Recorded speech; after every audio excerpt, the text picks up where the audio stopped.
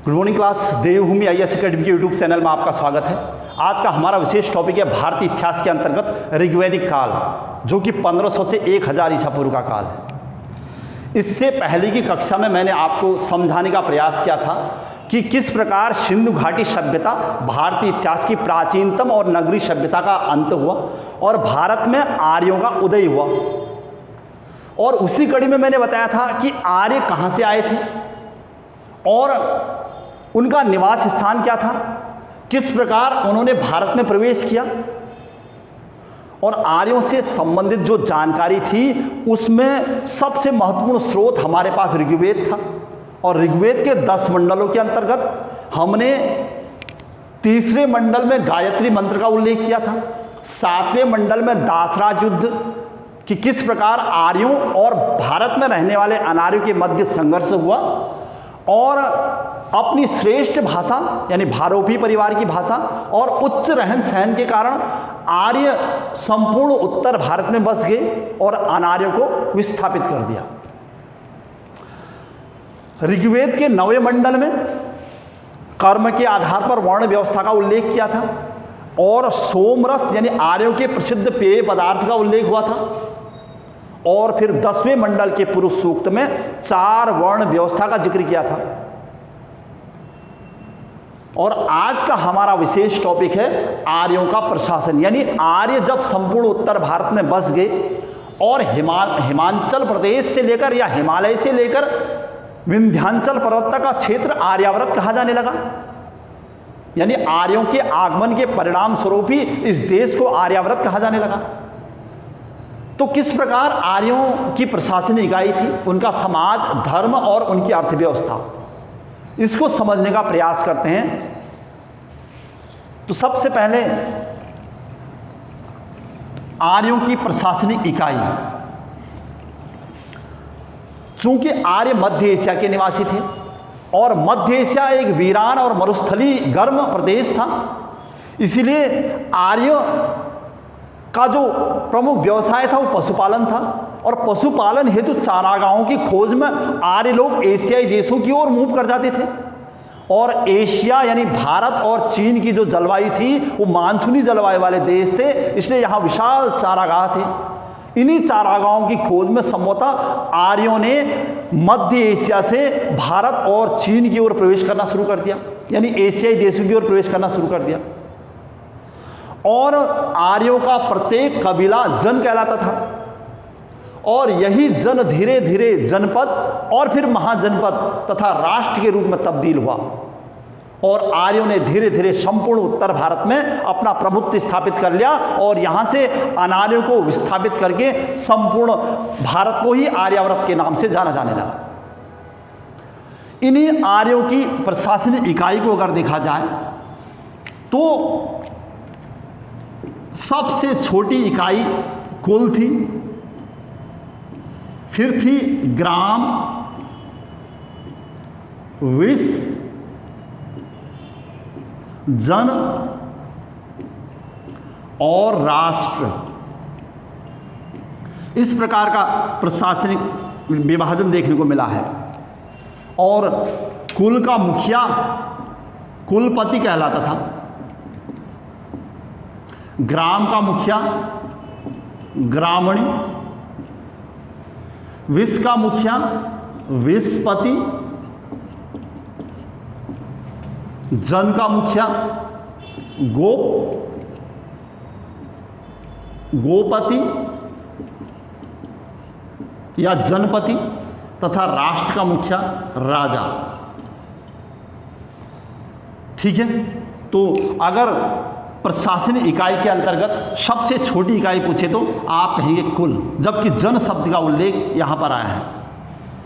ऋग्वैदिक आर्य जब भारत में प्रवेश कर रहे थे तो ऋग्वैदिक आर्यों का प्रत्येक कबीला जन कहलाता था और जन शब्द का उल्लेख ऋग्वेद में 275 यानी 275 टाइम्स हुआ है। इसका मतलब जन एक माना जाना नाम था जो कि आर्यों का कबीला था। ठीक है, और गोपत तथा राजा का उल्लेख यानी राष्ट्र का मुखिया के रूप में हुआ है। और धीरे धीरे राजा का उदय तब हुआ जब भारत के भूभाग क्षेत्र में अनेक जन या जनपति बनने लगे, लेकिन अब सबसे मुखिया कौन होगा, यानी जन का जो मुखिया होगा वो जनपति यानी राजा सबसे श्रेष्ठ होगा। किस आधार पर? जो अपने जन की रक्षा करेगा दूसरे जनों से और अपने जन का नेतृत्व करेगा। अर्थात राजा अपने जन का मुखिया होता था और अपने जन की अन्य जनों से रक्षा करता था। मतलब मध्यकालीन इतिहास के समान राजा एक प्रभुत्वशाली प्रभुत्व संपन्न व्यक्ति नहीं था, बल्कि अपने कुल का प्रधान यानी अपने जन का प्रधान और अपने जन की लीडरशिप करने वाला व्यक्ति था और राजा पर नियंत्रण भी था। राजा पर नियंत्रण स्थापित करने के लिए राजा की एक प्रशासनिक इकाई थी और उसके अलावा राजा के प्रशासनिक संरचना को देखा जाए तो कुछ इस प्रकार से देखने को मिलती है। अर्थात राजा कोई संपूर्ण प्रभुत्व संपन्न शक्तिशाली व्यक्ति नहीं था मध्यकालीन राजाओं की तरह, और उस पर नियंत्रण करने वाली यानी राजा अपनी अनेक संस्थाओं के माध्यम से शासन करता था। देखिए, राजा के मदद के लिए या राजा की सहायता के लिए एक पूरी संस्था थी, कुछ इस प्रकार से देखने को मिलता है, जिसमें राजा के पुरोहित होते थे,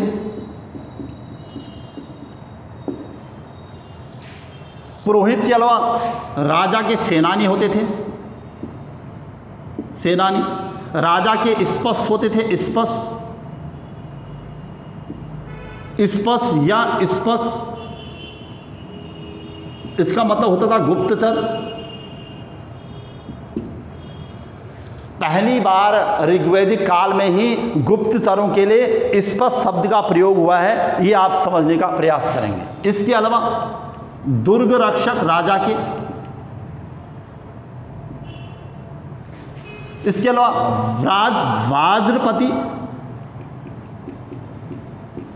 वाज्रपति का मतलब था सीमा के रक्षक, सीमाओं की रक्षा करने वाले, और सबसे महत्वपूर्ण ग्रामणी। इस प्रकार की संस्था देखने को मिली है कि राजा अकेला नहीं था, बल्कि राजा के साथ पुरोहित, सेनानी, स्पष्ट गुप्तचर, दुर्ग रक्षक, वाज्रपति यानी सीमाओं के रक्षक और ग्रामणी होते थे। ये सभी मिलकर प्रशासनिक इकाई को चलाते थे। जिस प्रकार मध्यकाल में राजा सर्वशक्तिशाली था, सारी शक्तियां उसके पास थी, और मौर्य काल में केंद्रीकरण का काल था, राजा अत्यधिक शक्तिशाली हो गया था, संपूर्ण शक्तियां राजा के पास आ गई थी। लेकिन यहां ऐसा नहीं था, राजा और उसकी संपूर्ण प्रशासनिक इकाई थी। राजा शक्तिशाली नहीं रहा था, राजा को नियंत्रित करने वाली अनेक संस्थाएं थी।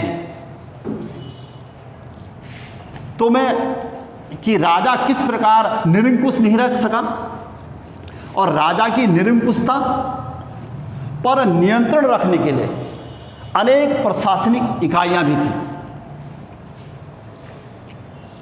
प्रशासनिक इकाइयां राजा की निरंकुशता पर नियंत्रण रखने के लिए अनेक संस्थाएं थी, जिन्हें संस्थाओं के नाम से भी जाना जाता है, अर्थात प्रशासनिक संस्थाएं। यानी ऋग्वैदिक प्रशासनिक संस्थाओं को देखा जाए तो कुछ इस प्रकार की संस्थाएं देखने को मिली है। सभा, समिति, विदथ प्राचीनतम संस्था थी जो, और गण, अर्थात राजा की निर्मुखता पर नियंत्रण रखने के लिए ये चार महत्वपूर्ण संस्थाएं थी। तो सबसे महत्वपूर्ण संस्थाएं सभा, समिति और उसके अलावा विदथ तथा गण। सभा को वर्तमान के दृष्टिकोण से देखा जाए तो इसे उच्च सदन कहा जाता था, यानी वर्तमान उच्च सदन की तरह थी, जिसमें विद्वान और कुलीन लोग होते थे। विद्वान तथा कुलीन लोगों की संस्था।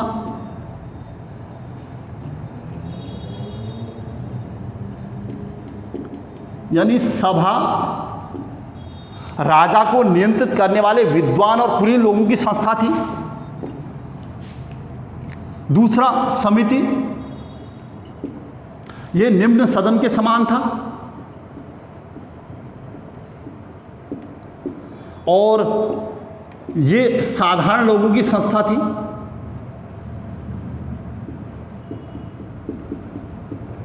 साधारण लोगों की संस्था।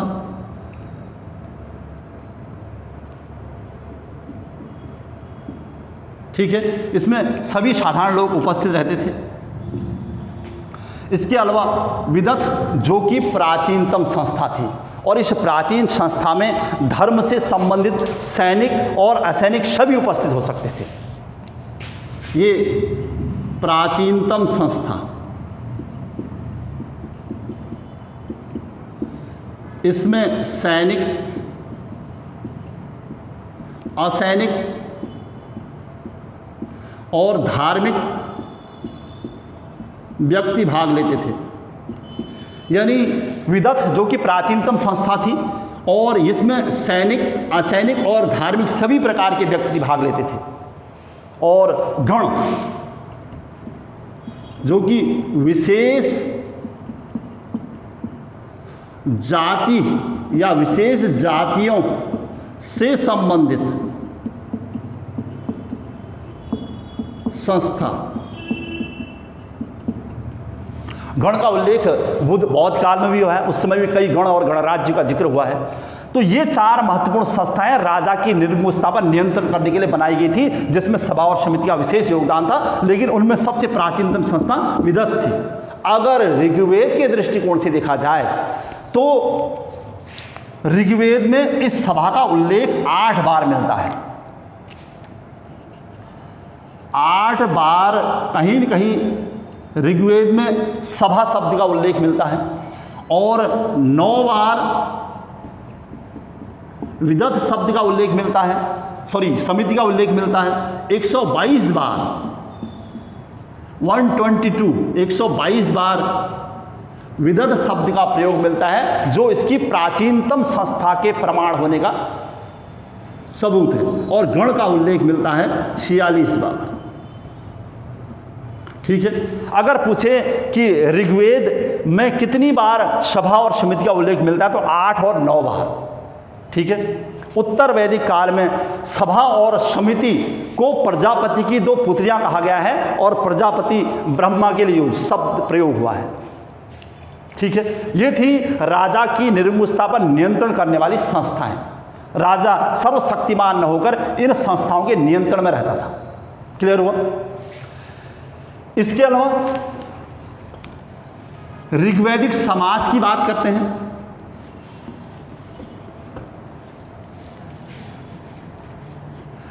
ऋग्वैदिक समाज वर्तमान समाज की तरह अधिक एडवांस तो नहीं था, और न ही सिंधु घाटी सभ्यता के समान कोई मात्र सत्तात्मक समाज था, लेकिन उसके बावजूद भी ऋग्वैदिक समाज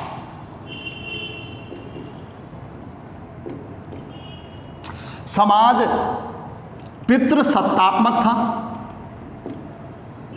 पितृसत्तात्मक मतलब कि यहां पिताओं की चलती थी, अर्थात पुरुष प्रधान समाज था। पुरुष प्रधान समाज की ओर संकेत करता है, जबकि सिंधु घाटी सभ्यता का समाज मात्र सत्तात्मक था। कई प्रमाण इसके हमने आपको बताए थे। लेकिन पुरुष प्रधान समाज में यानी ऋग्वैदिक काल में क्या महिलाओं की स्थिति अत्यंत दयनीय थी? ये प्रश्न यहीं पर उठता है। तो लेकिन महिलाओं की स्थिति अपेक्षाकृत सिंधु घाटी सभ्यता के ठीक नहीं थी, या फिर महिलाओं की स्थिति अच्छी नहीं थी। लेकिन इसके बाद यानी उत्तर वैदिक काल और बौद्ध काल के से महिलाओं की स्थिति थोड़ा ठीक थी। लेकिन महिलाओं को क्या प्राप्त था, क्या नहीं था? तो महिलाओं की स्थिति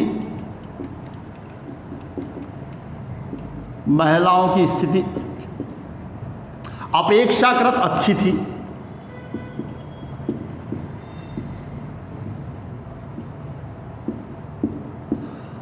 महिलाओं की स्थिति अपेक्षाकृत अच्छी थी का मतलब है कि सिंधु घाटी सभ्यता के समान तो नहीं थी, लेकिन इसके बाद की सभ्यता यानी उत्तर वैदिक सभ्यता और बौद्ध सभ्यता से ठीक थी, इसलिए अपेक्षाकृत अच्छी थी। अब क्योंकि उनको उपनयन संस्कार प्राप्त था, अर्थात महिलाएं अपने गुरुओं के पास जाकर शिक्षा ले सकती थी, उपनयन संस्कार का अधिकार प्राप्त था। उपनयन संस्कार का अधिकार था, महिलाओं को उपनयन संस्कार का अधिकार था। इसके अलावा नियोग प्रथा थी। नियोग प्रथा का मतलब अगर किसी महिला का पति मर चुका है तो वो अपने घर के किसी सदस्य यानी अपने देवर से शादी कर सकती थी और अपना परिवार बसा सकती थी, उसे नियोग प्रथा कहा जाता था। इसका मतलब महिलाओं को अपने व्यक्तिगत डिसीजन लेने का अधिकार होगा। और विधवा विवाह होते था, लेकिन इसके बावजूद भी कैसे महिलाओं की स्थिति अच्छी नहीं थी, तो बाल विवाह के प्रमाण मिलते हैं, पर्दा प्रथा के भी प्रमाण मिलते हैं और संभवतः सती प्रथा के भी प्रमाण हैं। ठीक है, तो ये थी समाज की स्थिति, यानी समाज पुरुष प्रधानी था, लेकिन महिलाओं की स्थिति बहुत बुरी नहीं थी, अपेक्षाकृत अच्छी थी। क्यों? क्योंकि उन्हें उपनयन संस्कार यानी शिक्षा पाने का अधिकार था। इसके अलावा उन्हें नियोग प्रथा और विधवा विवाह की अनुमति थी। हालांकि इसके अलावा कुछ कुप्रथाएं भी वर्तमान समाज में मौजूद थी, वो तब भी थी, अब भी है। ठीक है, समाज की बात की जाए, इसके अलावा ऋग्वैदिक कालीन धर्म,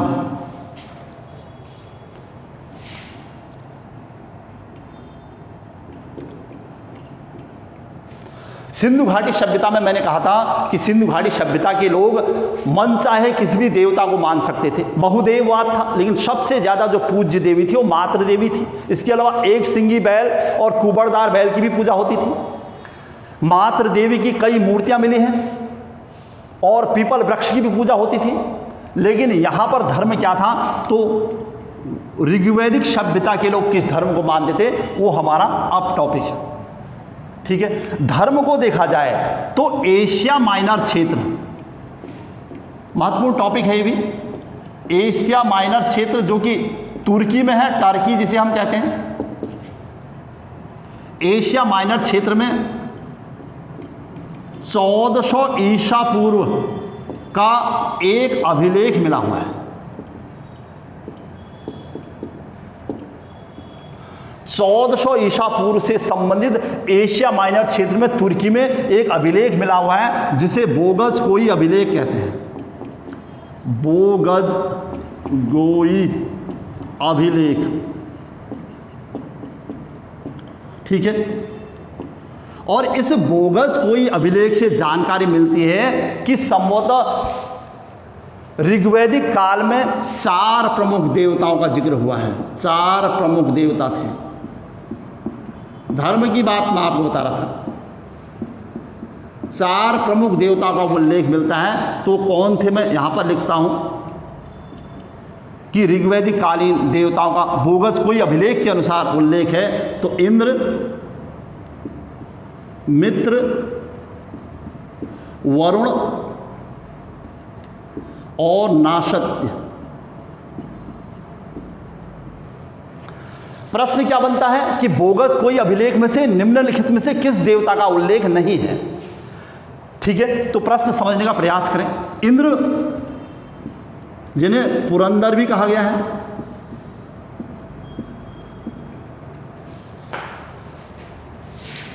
संभवतः वर्षा के देवता भी कहा गया है।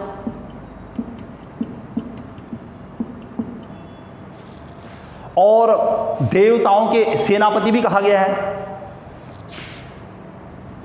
पुरंदर का मतलब था किलों को तोड़ने वाला, अर्थात जब ऋग्वैदिक आर्य भारत में बस रहे थे तो उनका सबसे मुख्य देवता या मुख्य लीडरशिप करने वाला व्यक्ति वो इंद्र ही था, संभवतः पुरंदर, और उसे पुरंदर कहा जाता था, मतलब अनार्यों के किलों को तोड़ने वाला। धीरे धीरे ऋग्वैदिक आर्यों ने इसी व्यक्ति को सबसे ज्यादा पूज्य देवता के रूप में मान लिया होगा और इसलिए ऋग्वैदिक सभ्यता का सबसे मुख्य देवता इंद्र ही रहा।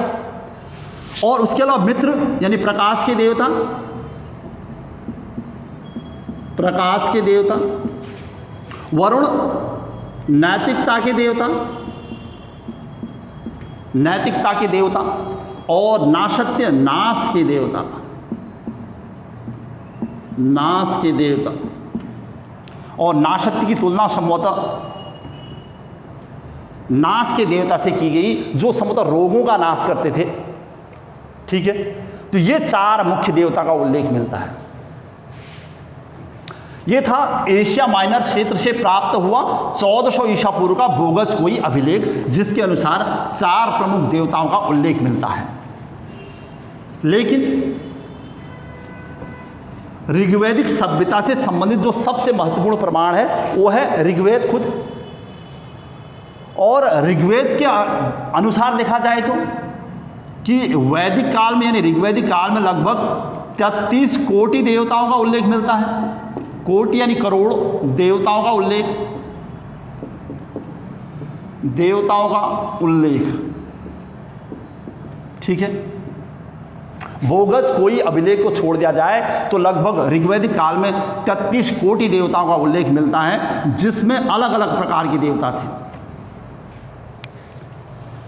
कुछ देवता स्वर्ग लोक में रहते थे या अंतरिक्ष आकाश लोक में रहते थे, और कुछ देवता अंतरिक्ष के देवता थे यानी अंतरिक्ष लोक के देवता, और कुछ पृथ्वी लोक के देवता थे, जैसे ये माना गया है पृथ्वी लोक के देवता पृथ्वी लोक में रहते थे, जैसे अग्नि। दूसरा अंतरिक्ष के देवता, और तीसरा आकाश लोक के देवता।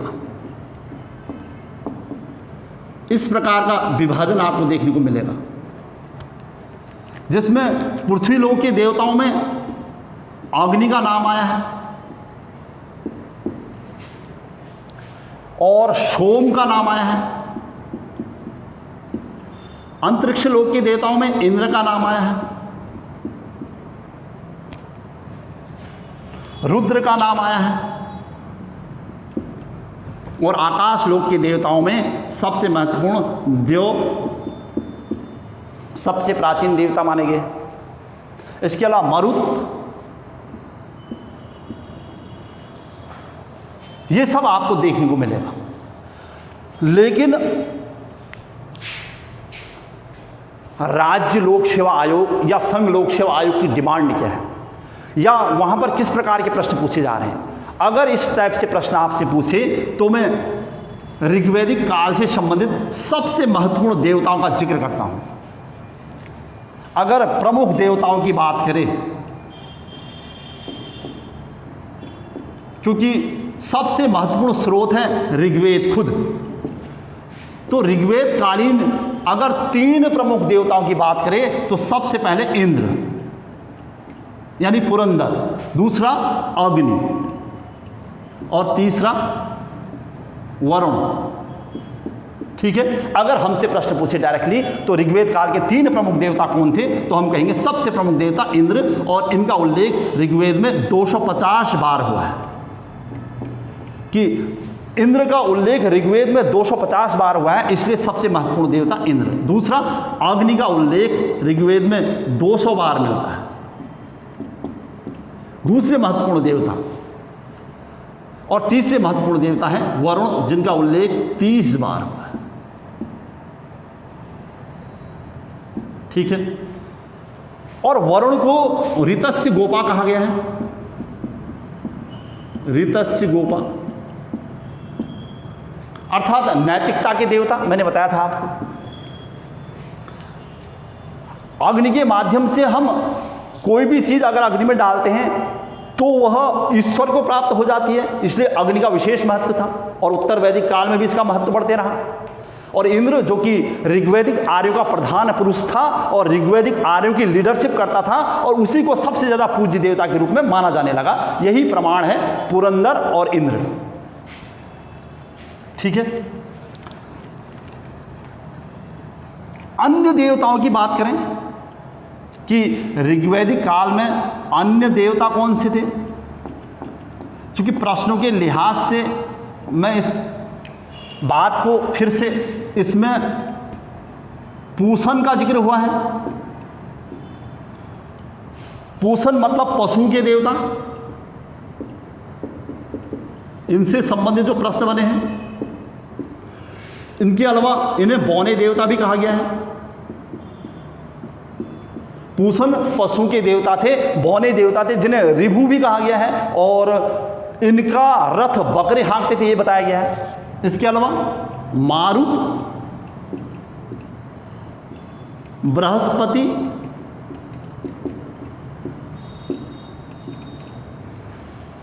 मारुत का उल्लेख मिलता है, बृहस्पति का उल्लेख मिलता है, रुद्र का मिलता है, विष्णु का भी जिक्र हुआ है, लेकिन ये प्रधान देवता नहीं थे। अगर देवियों की बात करूं कि उस काल में देवियां कौन थी, तो उषा यानी उषा काल की देवी, निशा, निशा मतलब रात्रि की देवी, इस प्रकार के नाम भी देखने को मिले हैं। ये था ऋग्वैदिक कालीन धर्म, यानी वहाँ किसको ज़्यादा पूजा जाता था और किन किन देवताओं का उल्लेख मिलता है। तो मैंने आपके सामने रखा ऋग्वैदिक कालीन प्रशासन इकाई और राजा पर नियंत्रण रखने वाली संस्थाएं। उसके अलावा ऋग्वैदिक कालीन प्रशासन की बात, धर्म, महिलाओं की स्थिति, ऋग्वैदिक कालीन समाज, और सबसे महत्वपूर्ण ऋग्वैदिक कालीन अर्थव्यवस्था।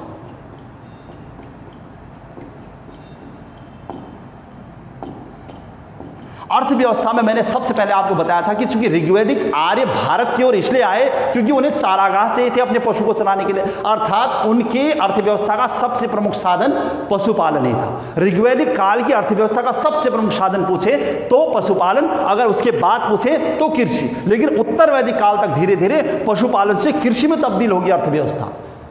तो हमारे प्रश्नों की टेंडेंसी किस प्रकार की है, उसी प्रकार के आपके आंसर। ऋग्वैदिक अर्थव्यवस्था का सबसे महत्वपूर्ण स्रोत पशुपालन, उत्तर वैदिक अर्थव्यवस्था का सबसे प्रमुख स्रोत कृषि। ठीक है, तो सबसे पहले अर्थव्यवस्था में पशुपालन सबसे प्रमुख स्थान पर था। लेकिन प्रमाणों की जानकारी चाहिए कि किस प्रकार कह सकते हैं कि ऋग्वैदिक अर्थव्यवस्था का प्रमुख संसाधन या साधन पशुपालन था, क्योंकि अर्थव्यवस्था से संबंधित या जीवन की दिनचर्या से संबंधित अधिकांश चीजें गौ के माध्यम से प्रदर्शित की जाती थी। गौ का मतलब था गाय, अर्थात यहां पर गाय को सबसे ज्यादा पूज्य माना जाता था और उसे औघन्या कहा जाता था। अर्थात ऋग्वैदिक अर्थव्यवस्था में सबसे पूज्य जो पशु था वो गाय था, और उसे अघन्या मतलब न मारा जाने वाला या न मारा जाने योग्य, कि उसको कोई नहीं मारेगा। और गाय की चोरी करने वाले को मृत्युदंड तक दिया गया है।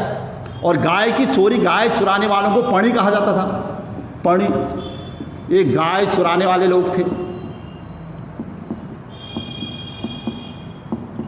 जो संभवतः अनार्य थे। इसी गाय या गौ शब्द को लेकर अनेक शब्दों का उल्लेख मिलता है, क्योंकि गाय अर्थव्यवस्था का प्रमुख साधन था और जिसके पास जितनी गायें थी वो उतना धनी था, जिसके पास जितनी गायें थी वो उतना संपन्न था, उसका उतना नाम था। इसीलिए जीवन की प्रमुख अर्थव्यवस्था गौ शब्द के आसपास टिकी थी। इससे जैसे गौविष्टि, गायों की चोरी को लेकर युद्ध होते थे, यानी युद्ध के लिए, यानी गायों को लेकर युद्ध हुए थे। गौमत शब्द यूज हुआ है। गोधूली, गौपति,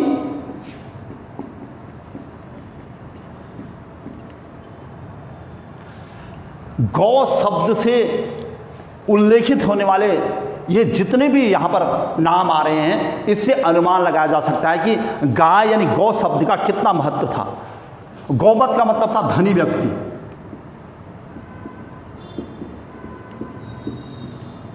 गोधूलि का मतलब समय माप की इकाई, समय माप की इकाई। गौपति खुद राजा के लिए शब्द यूज होता था, यानी राजा को ही गौपति कहा जाता था, गौमत कहा जाता था। इसके अलावा गवेषणा, गवेषणा मतलब गायों की खोज, जब गाय खो जाती थी, गायों की खोज। इससे आप अनुमान लगा सकते हैं कि गाय का कितना महत्व था। और इतिहासकार ये भी लिखते हैं कि जब घर में मेहमान आ जाता था तो उसके आवभगत यानी स्वागत के लिए गाय को काटना पड़ता था। हालांकि ये इस प्रकार की कहावतें हैं जिन पर विश्वास यकीन करना मुश्किल है, लेकिन फिर भी ऐसा कहा गया है कि चूंकि गाय का महत्व बहुत ज़्यादा था, लेकिन फिर भी अगर घर में खास मेहमान आ गया तो उसके लिए गाय काटनी पड़ती थी ताकि उसका सम्मान किया जा सके। और इसलिए लोग चाहते थे कि घर में किसी प्रकार के कोई मेहमान ना आए। तो ये था पशुपालन। और गाय शब्द का उल्लेख ऋग्वेद में भी मिलता है। अगर ऋग्वेद के हिसाब से देखा जाए, ऋग्वेद में गाय, बैल और घोड़ा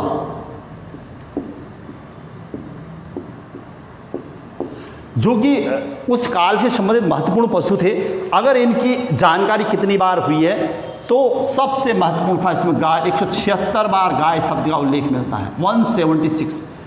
117 बार बैल शब्द का उल्लेख मिलता है और घोड़े का 215 बार जिक्र हुआ है। इससे पहले सिंधु घाटी सभ्यता में घोड़ा था या नहीं, इसके प्रमाण तो मिले हैं, लेकिन यह माना गया कि सिंधु घाटी सभ्यता में घोड़ा अनुपस्थित था।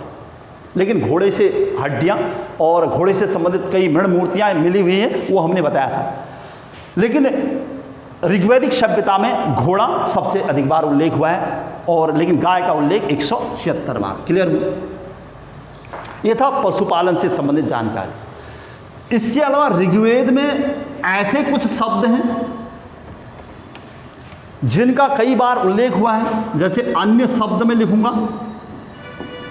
हालांकि इससे पहले मैं आपको बता चुका हूं कि जन शब्द का उल्लेख 275 बार, इंद्र का उल्लेख 250 बार और सोमरस का उल्लेख 144 बार। इसके अलावा माता, माता शब्द का उल्लेख, पिता शब्द का उल्लेख, विष्णु शब्द का उल्लेख माता का 234 बार हुआ है, पिता का सर्वाधिक 335 बार। सबसे महत्वपूर्ण प्रश्न, यानी ऋग्वेद में सबसे अधिक बार किसका उल्लेख हुआ है? तो पिता का। ठीक है। और विष्णु का 100 बार, गंगा का केवल 1 बार, यमुना का 2 बार, इंद्र का 250 बार। इसके अलावा जो भी मैंने आपको पहले से बता दिए थे, वो जन शब्द का कहे तो 275 बार। इसके अलावा सिंधु नदी का 275 बार। ठीक है। गाय का 176 बार, गाय 176। सोमरस का 144 बार। इस प्रकार के प्रश्न भी आपको देखने को मिलेंगे। ठीक है। ये थी ऋग्वैदिक अर्थव्यवस्था के अंतर्गत पशुपालन। इसी ऋग्वैदिक अर्थव्यवस्था के अंतर्गत कृषि दूसरे स्थान पर थी। अगर कृषि को देखा जाए कि ऋग्वैदिक अर्थव्यवस्था में कृषि का क्या महत्व था, चूंकि कृषि का महत्व पशुपालन के बाद था, लेकिन ऋग्वैदिक या ऋग्वेद में ऐसे प्रमाण जो कृषि की ओर संकेत करते हैं तो उसकी ओर चलते हैं। चौथे मंडल की बात करें, यानी कृषि का कहीं उल्लेख मिलता है चौथे मंडल और 10वें मंडल में मिलता है। कृषि से संबंधित जानकारी हमें यहां पर मिलती है। कहते हैं कि चौथे मंडल में यह कहा गया है कि अश्विन देवता ने, जिन्हें कि विनाश का देवता भी कहते हैं, अश्विन देवता ने मनु को हल चलाना सिखाया था। ये चौथे मंडल में कहा गया है और इसका उल्लेख कहीं न कहीं प्रथम मंडल में भी मिलता है। 10वें मंडल में कृषि के महत्व को देखते हुए ये कहा गया है कि जो जुआरी है उन्हें हल चलाना चाहिए, उन्हें खेती करनी चाहिए, ताकि उन्हें धन मिले, दौलत मिले और स्त्री मिले। उसमें यह कहा गया है कि ओ जुआरियों, पासों से खेलना छोड़ो, जिससे तुम्हें, और कृषि करो जिससे तुम्हें धन, यश और पत्नी प्राप्त होगी। ये इसके प्रमाण की ओर संकेत है। यानी चौथे मंडल और 10वें मंडल में कहीं न कहीं कृषि का उल्लेख है। इसके अलावा मैंने ये कहा था कि 10,462 या 10,552 मंत्रों में से 24 मंत्रों में कहीं न कहीं कृषि का उल्लेख हुआ है। फिर भी अगर प्रमुख फसलों की बात की जाए, प्रमुख फसलें, तो 2-3 प्रमुख फसलें मैं यहां पर बताना चाहूंगा। सबसे पहले यौ, व्रीहि। इससे पहले मैंने सिंधु घाटी सभ्यता के समय भी फसलों का जिक्र किया था, या पाषाण सभ्यता में भी फसलों का जिक्र होता आया है। तो इसमें यौ, व्रीहि और धान्य 3 प्रमुख फसलें थी। यौ मतलब जौ का महत्व था, आज भी है। व्रीहि मतलब चावल, चावल शब्द के लाया है। और धान्य उस समय यानी सिंधु घाटी सभ्यता और उसके बाद धान्य शब्द गेहूं के लिए आया है, अनुमान लगाया जा सकता है। ये 3 प्रमुख फसलें थी। ठीक है, तो सबसे प्रमुख फसल कहेगा तो ये प्रमुख फसल।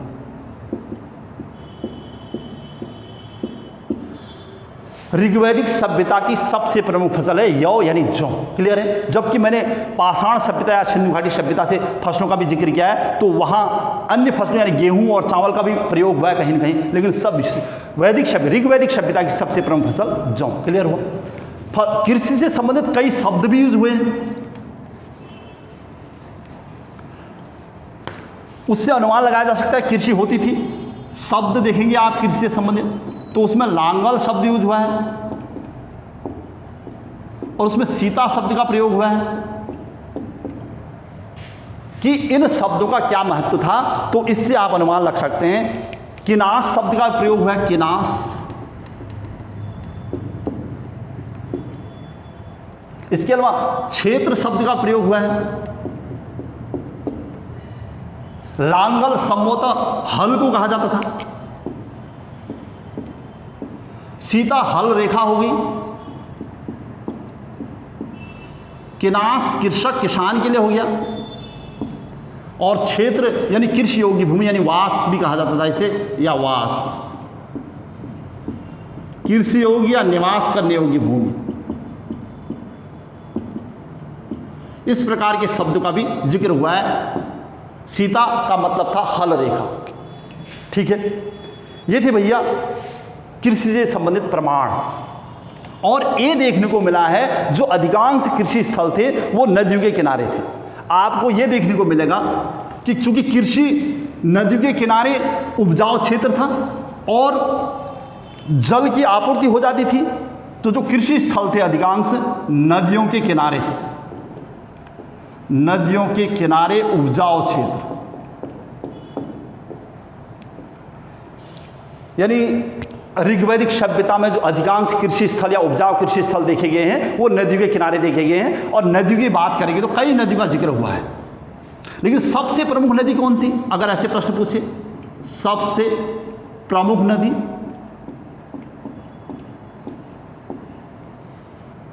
तो इसमें एक तो नाम आया है सबसे प्रमुख नदियों में, सरस्वती। लेकिन सबसे अधिक बार उल्लेख, सबसे सर्वाधिक उल्लेखित नदी कहे तो सर्वाधिक उल्लेखित नदी, 2 प्रश्न अलग अलग, तो आपकी होगी सिंधु। ठीक है, 2 प्रश्न यहां पर कवर हो रहे हैं। सबसे प्रमुख नदी सरस्वती थी, जिसको नदी तमा कहा गया है। नदीतमा मतलब नदियों में सबसे उत्तम, सबसे श्रेष्ठ। और सर्वाधिक उल्लेखित नदी थी सिंधु, जिसे हिरण्ययानी कहा गया है।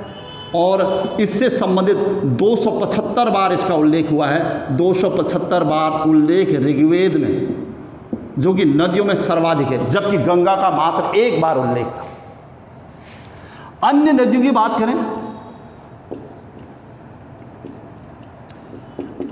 अन्य नदियां मतलब जिनका उल्लेख ऋग्वैदिक काल में हुआ है, उसमें सतुद्री,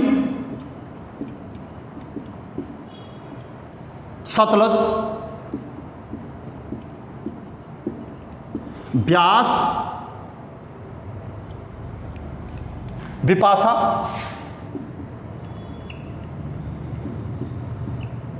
ब्यास नदी, रावी, परुष्णी, रावी नदी, अस्किनी, अस्किनी चेनाब के लिए आया है, और वितस्ता झेलम के लिए। कई नदियों का यहां पर जिक्र हुआ है, ठीक है। और सदानीरा, सदानीरा गंडक के लिए आया है, कुंभा काबुल के लिए आया है। इस प्रकार की कई नदियों का जिक्र हुआ है। इन्हीं नदियों के किनारे संभवतः उपजाऊ क्षेत्र था और सभ्यताएं बसी हुई थी। ये था सिंधु घाटी सभ्यता के बाद स्थित ऋग्वैदिक सभ्यता और ऋग्वैदिक आर्यों का भारत में प्रवेश, और संपूर्ण उत्तर भारत को आर्यों के नाम से जाना जाने लगा। और फिर ऋग्वैदिक आर्यों और अनार्यों के बीच का संघर्ष, और उसके बाद ऋग्वैदिक आर्यों का समाज, अर्थव्यवस्था और उनका धर्म, और उनसे संबंधित कृषि तथा पशुपालन के प्रमाण, और ऋग्वैदिक सभ्यता में उल्लेखित कई नदियों के नाम। यही हमारी आज की क्लास थी। इस प्रकार हमारा ऋग्वैदिक काल समाप्त होता है। इसके बाद की जो हमारी नेक्स्ट क्लास होगी वो उत्तर वैदिक काल है, पोस्ट वैदिक पीरियड है। उत्तर वैदिक काल और ऋग्वैदिक काल में क्या अंतर था, किस प्रकार के परिवर्तन होने लगे उत्तर वैदिक काल में। उत्तर वैदिक काल की सबसे महत्वपूर्ण खोज है लोहे की खोज, और लोहे की खोज के परिणाम स्वरूप अर्थव्यवस्था का मुख्य आधार कृषि होने लगा पशुपालन के स्थान पर। और कृषि अगर अर्थव्यवस्था का मुख्य साधन होने लगा तो जनसंख्या बढ़ने लगी, और धीरे धीरे धीरे धीरे दूसरे नगरीकरण के काल तक पहुंचेंगे। तब तक के लिए अपनी क्लास को यहीं पर समाप्त करते हैं। जय हिंद, जय भारत।